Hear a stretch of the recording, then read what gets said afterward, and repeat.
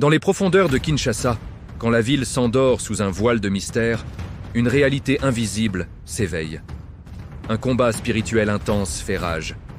Sous les lampadaires vacillants, une silhouette malveillante s'avance. Le sorcier, imprégné de forces obscures, a une cible précise, l'homme de Dieu. Le pasteur marche avec une sérénité profonde, ignorant l'attaque qui se prépare dans l'ombre.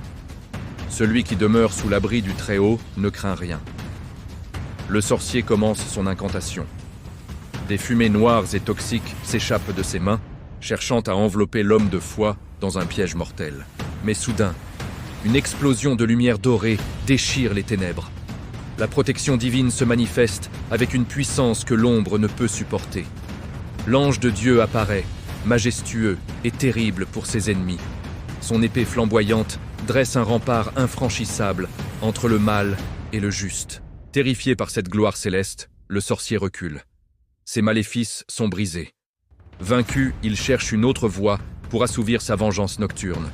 Il s'évapore et s'infiltre dans le silence de la nuit, se transformant en un esprit prédateur pour attaquer le foyer de l'homme de Dieu. Dans la chambre, la jeune femme dort en paix. Elle ignore qu'une ombre sinistre, l'esprit du mari de nuit, s'approche de son lit. Mais celui qui garde son peuple ne sommeille ni ne dort. Au moment où l'esprit tend sa main glacée, l'ange se manifeste à nouveau. D'un seul geste, l'ombre est balayée par l'éclat de la vérité. Le mal est chassé, incapable de franchir le seuil protégé par le Très-Haut. La jeune femme sourit dans son sommeil.